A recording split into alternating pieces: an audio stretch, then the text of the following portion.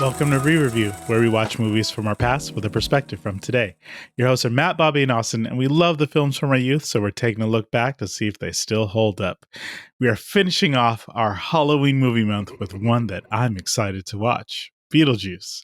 It was released in 1988, directed by Tim Burton. It stars Michael Keaton, Alec Baldwin, Geena Davis, and Winona Ryder. This movie is about dealing with life after death. Sort of. Now, this is a fair warning. We're spoiling a 35-year-old movie, so if you haven't seen it, we will be revealing key plot points. I definitely watched this as a kid, and even now looking back on it, like I could totally see why my parents didn't even think anything to let me watch this, considering the jokes that I fully admitted. I was like, oh, I did not get that as a child. But I really liked this as a kid, and for the creepy reasons. Like, there were things about it that made me uncomfortable. Let alone the idea of death, but that's just like permanent existential crisis. So whatever, we all have that. But like the way that this movie laid out, just, I don't know, characters, we'll get into it, but it was definitely one of these, oddly enough, I guess, quintessential kid movies for me, even though it's definitely not that. I mean, Beetlejuice is a horn dog, terrible, undead creature guy. But he's got a place in my heart. What about for you, Bobby? There was a lot less of him than I thought. I thought the movie was like all Beetlejuice all the time, but he kind of like exists in a smaller space in the movie than I thought.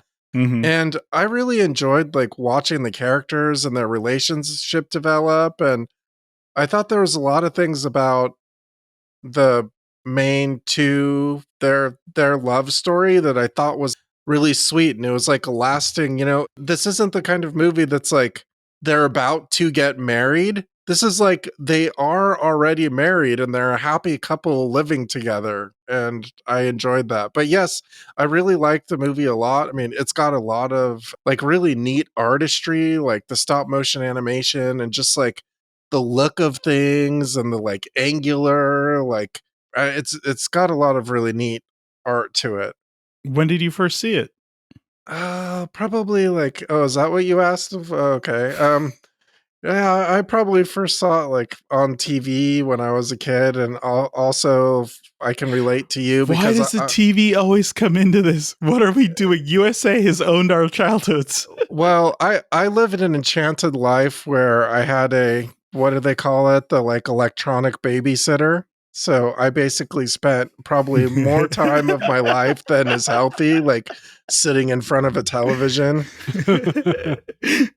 But I no mean, indictment on your parents there. Right. No I mean, it was great for me because I really like enjoyed it wasn't just sitting there droning and not engaging mentally for me. For me, it was enjoying the process of it and just kind of like engaging my imagination as opposed to like to just sitting there. But to that point, this movie really engaged my imagination. I really liked the art of it, and I also was not allowed to watch it, so I probably watched it in chunks late at night. That's good. When no one else was around. Yeah, I feel like Tim Burton definitely falls under let's trigger some imaginative thinking, and I know we see that throughout the film. What about for you, Matt? When was the first time you saw it? I watched it a little bit later in life, I think, because I mean, I didn't come back to the States until like 92. I think I watched this after I'd watched Batman Returns, and I had found out that it was by the same director. I think the thing that drew me the most to it, though, was, again, dating myself here, going through the Blockbuster video and seeing the cover of the VHS. It had a very distinctive cover with like Beetlejuice sitting on top of a house with the Maitlands behind him. Yeah, I clearly remember that box also, yeah. And so like I kind of like, I don't know, I just had an urge, like, especially back then, like I was very much into like the weirder stuff. Like I'm pretty sure it wasn't too much longer after that I watched Pee-wee's Big Adventure for the same reason.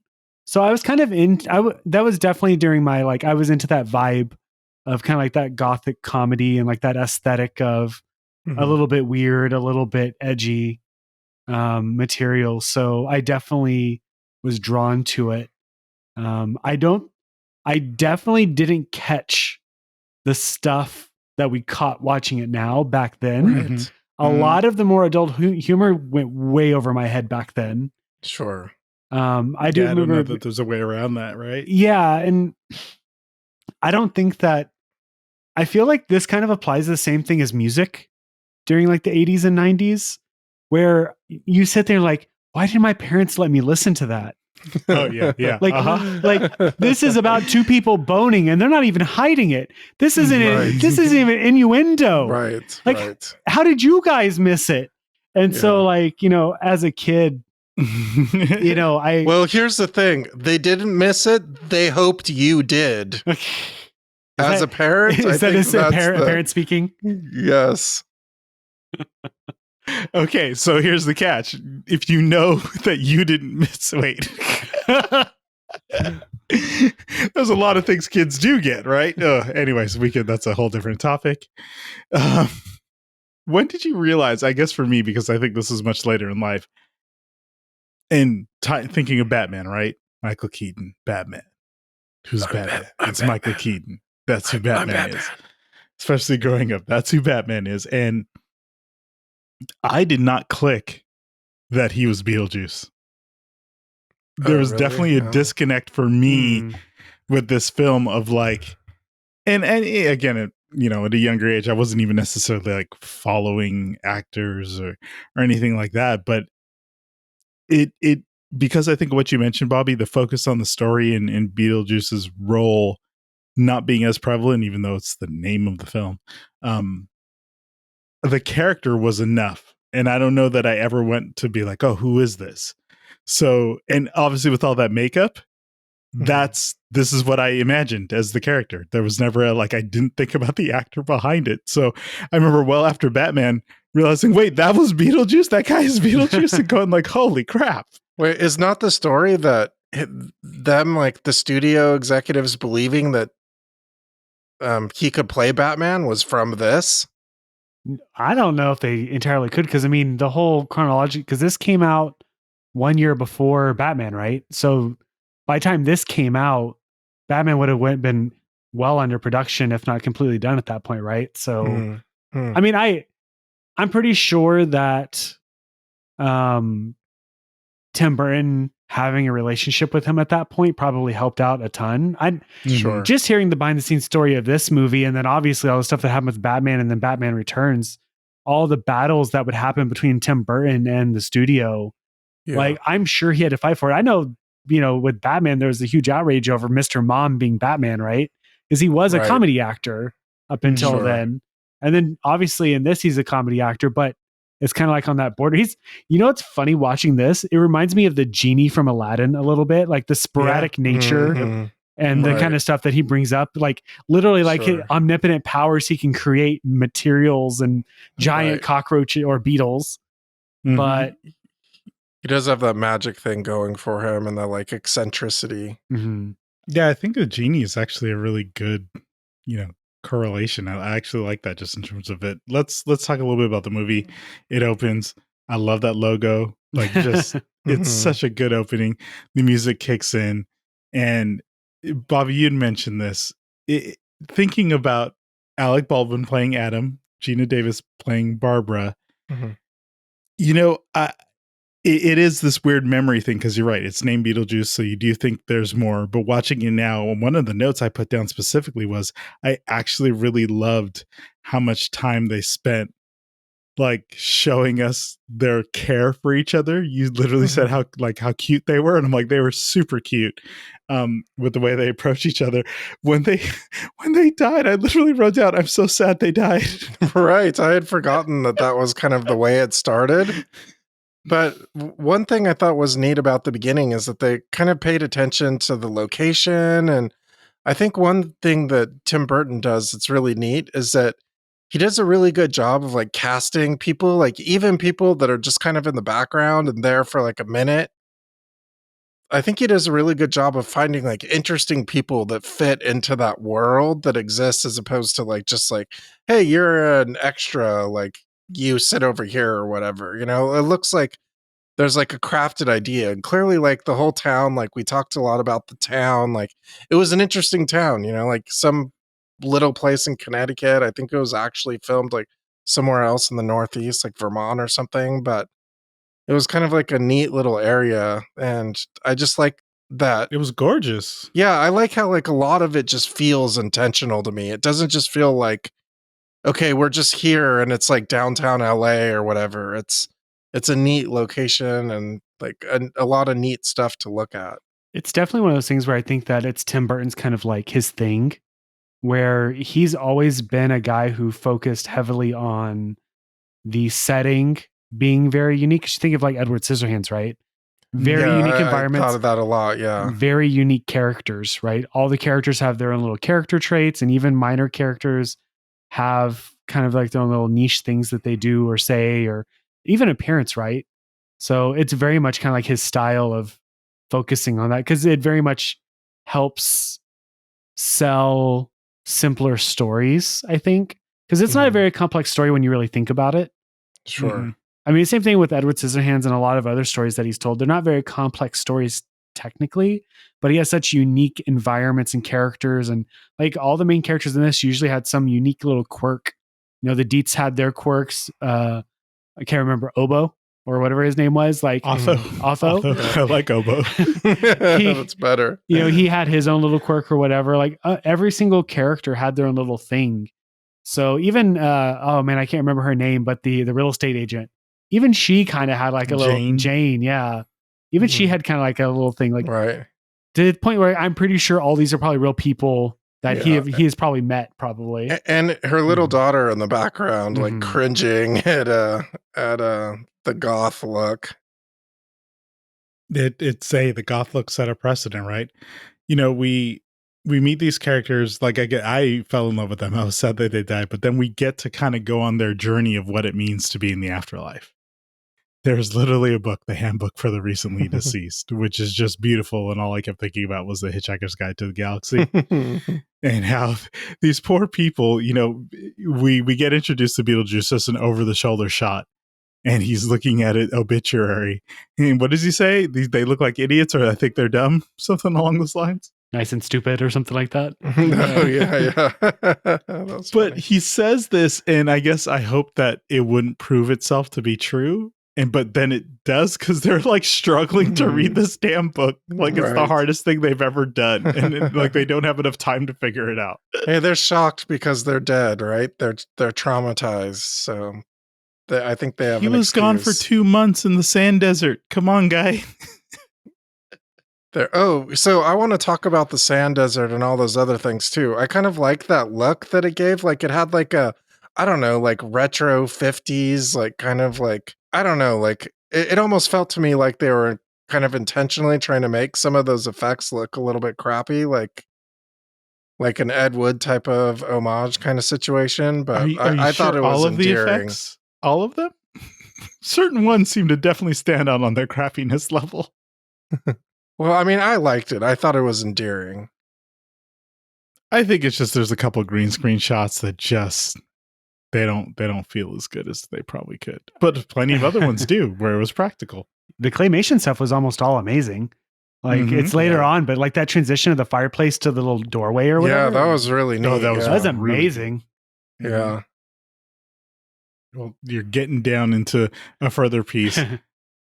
We get introduced to Beetlejuice, but everything is done really so much through the model of the town. Adam clearly had an obsession. He wanted to recreate the place that he lived because he loved it so much. I, especially as a kid and even now, was obsessed when they would go into like the zoom in, like you were there. Very much a Honey, I Shrunk the Kids thing. Yeah, that was cool. I wanted to walk around that place, and I still do so bad.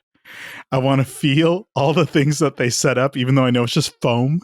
I loved everything about that. Like I wanted to touch it all. I liked the grass, how it was like all these like big triangles that were sticking out of like rubber or whatever they were. I thought I thought the scale of it was funny. You know, they really aren't happy that these Zadeets, right, that they moved into the house, and they have to go through their whole process of like learning how to scare. And obviously the movie takes down the path of we want them gone to eventually acceptance. But I really dug just even the start with their gore gag and her pulling her face off in the closet and them acting like the Otho and Delia see it, but they don't. Mm-hmm. Oh, this closet's so small. Oh. Those are things that you could find horrid. But if you moved into a home and let's say it was haunted by two recently passed drowned people, how would you react? This is very different than our last movie. Our last movie. we have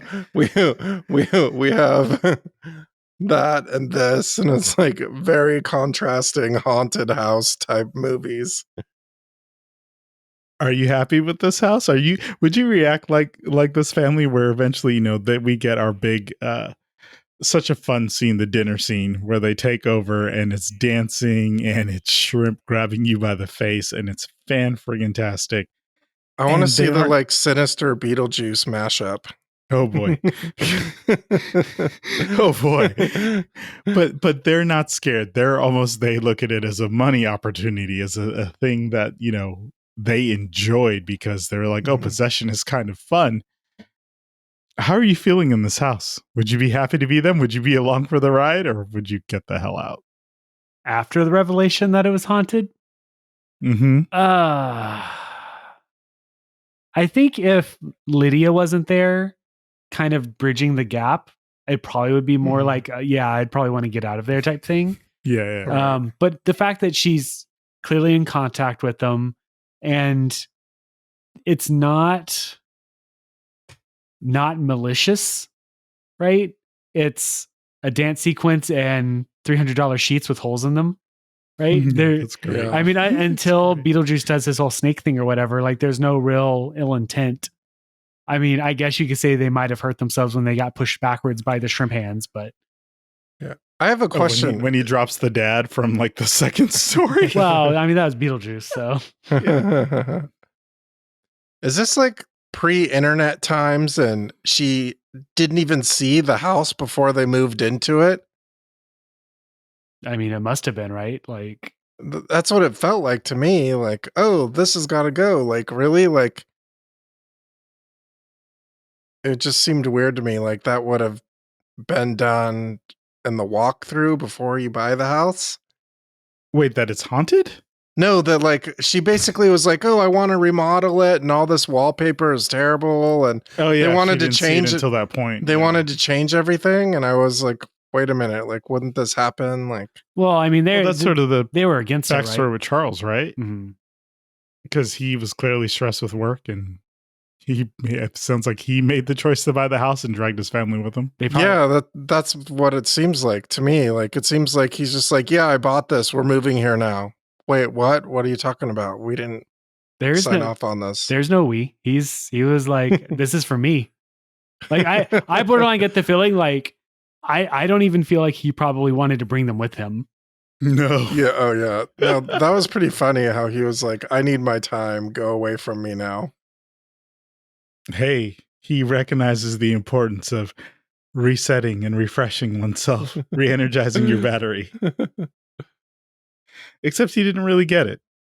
So let's kind of talk about the family. I think Catherine O'Hara was awesome as Delia, only because I was kind of obsessed with her quirkiness, and probably my first introduction in thinking that art people are weird is because of her. Yeah, I mean, I think there's probably like a Catherine O'Hara renaissance with like people becoming interested in her because of like Schitt's Creek and stuff. But man, she seems to be good in like everything she does. She's just very good and very watchable, and the characters she plays are just amazing. And they're so varied too. I mean, just if you think about like the stuff that like, growing up on, we had her in this, and then we had, Home Alone franchise or whatever. And then she was a voice actor in, Corpse Bride. So like very, very interesting range. And Schitt's Creek. And like, I think that to me anyways, she's at her best when she's manic. Right. Yeah. I agree. What you see in this is the very manic version of her. I mean, I think we were all cracking up when she was like breaking down, telling him like she had to have her creativity in order to survive all this. So, and she had a lot of really good facial expressions during the dancing stuff. Oh, it was good. One of the other notes I wrote down is just I loved how long the dance scene was. I feel like in this day and age, it definitely was. It felt a little Family Guy with Peter and his knee, because it just. I was like, this is still going, but I don't mind it because they really ran the entirety of the song. I was very surprised by that. I could definitely see a shorter version of it in a more modern movie. The thing that kind of bugged me, and it still sort of bugs me here, is the quality of the audio. Like it literally sounds like, they were playing it from Adam's little tape player. Maybe they were. Maybe that was the gag. Maybe it was the fact that it was being played from that little tape player. It definitely was like a lower quality recording that was recorded in like a big hall as it was. So it had just that. Clearly they were lip syncing. Like that's all. There's no way around it. Right. And if they did redo it today, they'd probably have the actors, because everyone sings now, sing their own verse of the song, right? Their version of it. You got to put it on the soundtrack, right? Mm-hmm.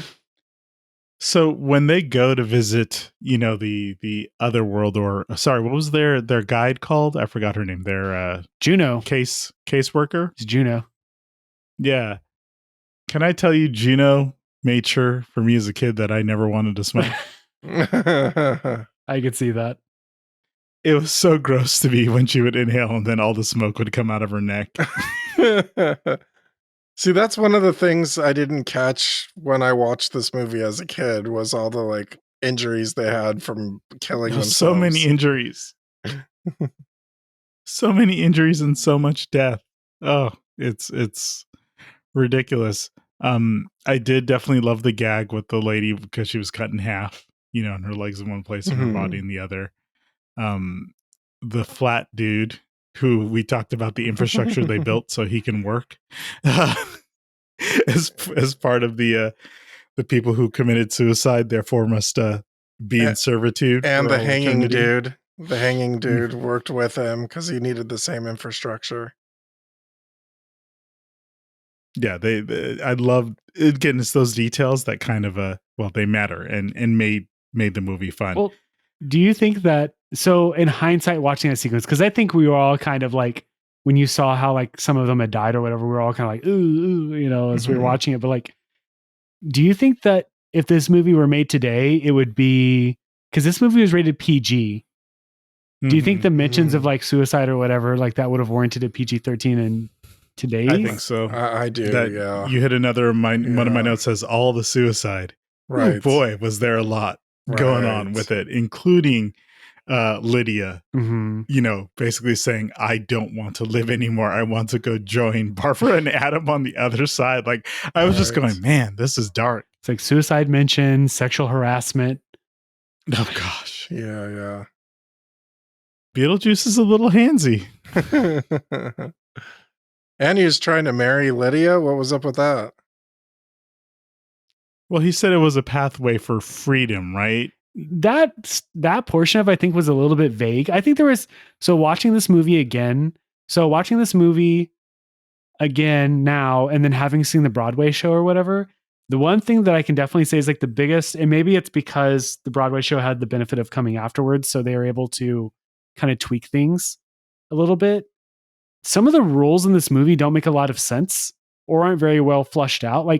The handbook and everything is decent. The afterlife stuff is fairly decent or whatever. Beetlejuice's rules of what saying his name constitutes was kind of weird. The marrying thing is kind of weird as far as what that actually meant. The fact that Otho could summon the two of them using the book of the afterlife, which makes no sense to me. There's some rules in here that are kind of a bit vague that I think they definitely tweaked when they did the Broadway show. And I kind of wish that they, watching this, I was some of it's not quite making sense. They said his name, but then they didn't say it. If you say his name, is that it? What happens when you say his name, really? Because it didn't seem like he went God mode or anything. It wasn't rubbing the genie's lamp or something. He didn't all of a sudden become free. Well, isn't it that they you're calling him into your presence? But then the first time they went into the miniature model. Yeah. So it's the rules were kind of piecemealed together and it's kind of hard to follow as a result. But didn't detract from any of the enjoyment of it.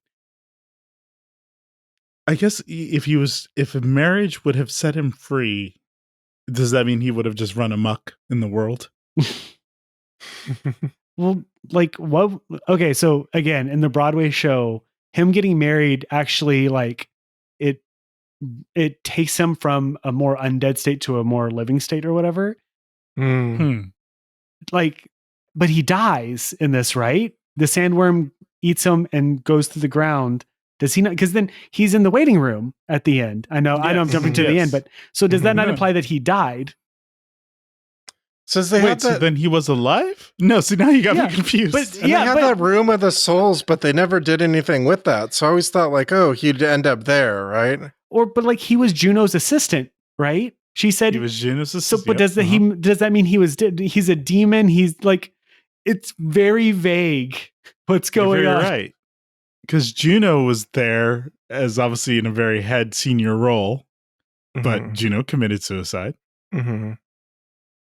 So what did Beetlejuice, if he was working with Juno and he didn't have a clear injury, well, maybe the moss that was growing on his face, maybe he died some fungus way. We need to be really careful because when this podcast and this video airs or whatever, we might give them the idea of doing a Beetlejuice prequel. We need to be very careful that we don't ask too many questions. I don't know if I'd mind a Beetlejuice. Maybe it depends on who's in it. Well, because of this, I found out they're doing a sequel, which I didn't expect. They've been trying to do a sequel since it came out. Yeah. That's a pretty long gap between the first and the second one. I mean, it's probably, honestly, it was probably because they did Wednesday, probably that there was probably some energy behind greenlighting a sequel, I think. But Goth girl energy? Yeah, very much. Well, like watching this, you're kind of like, well, where do you go? Right. Yep. And I think that's kind of the biggest question kind of come out of it is it's a very well ended movie, right? Like it definitely has a definitive thing. You have the quote unquote bad guy is, taken out. The two families are now in some sort of kumbaya, mode where for whatever reason they let them re-wallpaper the entire house. Yep. So like it has a nice little, but who knows what the sequel might be? Maybe the sequel is something completely unrelated. And again, going back to the question, like, did he die or like, is it just he's in jail or something and like has to be brought back? I don't know. We'll see when the sequel comes out. Kind of like he's in a purgatory. Okay, so are you afraid of what I'm afraid of? The high level of CG we're gonna get. I don't know. Is Tim Burton? He's got to be involved in the sequel, but I don't know if he's directing it. I really think they should try to at least like mimic not quite like the exact look, but like the feel of the look that we got here. I think if they like, went full like prequel era, like digital effects stuff. Okay. What if they do, Mandalorian and they got the Unreal Engine 5 room and it looks really good, right? Volume Beetlejuice. Yeah, big old sandworms everywhere. I mean, look, it's hard to we've had a lot of sequels lately with big gaps, Matrix, that don't really Wow. Okay. All right. Oh my God. Okay. No. I just looked up Beetlejuice 2, directed by Tim Burton. Obviously, we have Gina Ortega, apparently as Lydia's daughter. So, okay. And then predictable. And we have Michael Keaton returning as Beetlejuice. Winona Ryder is returning. Okay. William Dafoe is in this movie. Oh. And Monica Bellucci apparently is in it as well. Like, okay, I'm intrigued. I'm on board with this. I'm on board with that. Just having Tim Burton directing it, I'm good. But that cast, yeah, I'm here for it. Just as long as he doesn't go Hawaiian. Yeah, I don't see how the Hawaiian works, like other than just like a shtick of like, look, he's out of place.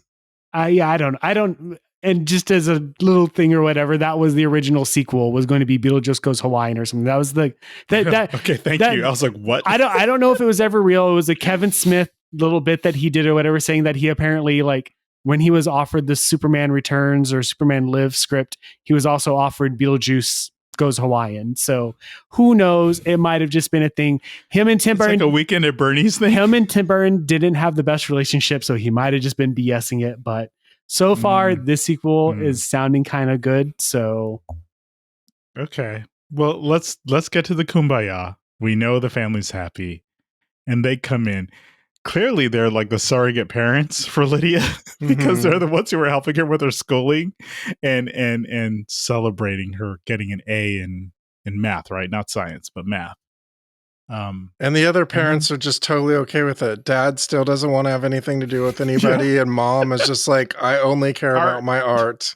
But then they sing and they dance, and the music comes on, and everyone says, "I guess she got good grades." And she raises into the sky like an angel, a dancing angel with football players. I don't know. I love the ending. I think it's great. I love the song. It just is such a good vibe and a good energy. I agree. I think that it leaves it at a good place. And the one thing that I enjoyed about this movie is it did introduce some very interesting songs that I don't think I probably would have ever heard if it wasn't for this movie. So, good for them. And like, it's such a happy ending sequence. And then it has the little bit with Beetlejuice in the waiting room and everything, getting his head shrunken by, the voodoo guy next to him for trying to steal the number. So he can go in a little bit earlier than 3,507,000 or whatever his ticket number was. So I think that was a pretty solid ending. I think that it's, for a Tim Burton ending, it's a fairly happy little ending. I like how he doesn't say anything. He just does it. He just looks at it and then does it. I remember all those ticketing systems. You'd pull the little tag and be like, "Oh, I guess I gotta wait now." So deli I know counter. that pain. You're a deli sandwich. Seeing someone with a number 4 next to you, can I buy that off of you? Well, we'll go around, do what we do. Matt, do you recommending Beetlejuice? Oh yeah, absolutely. I think that whether you've seen it before or not, I think that it's a movie that holds up, well enough that, you can jump right into it, especially with the sequel coming out. I think it's worth watching. I think if you're a Tim Burton fan, it's definitely worth a watch. Bobby? Yeah, I absolutely agree. I wouldn't say that maybe now I'm a converted Tim Burton fan. I wouldn't have said that historically I was, but I really enjoyed this movie. I think it's really well paced. I think the artistry is really neat. I definitely have to shout out Danny Elfman, whose music is always fantastic. So yeah, I really enjoyed this movie, and I definitely think it's worth a watch.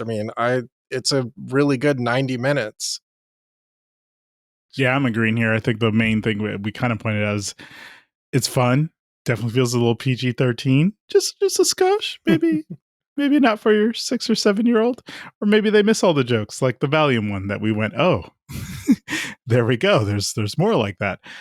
It's totally worth watching.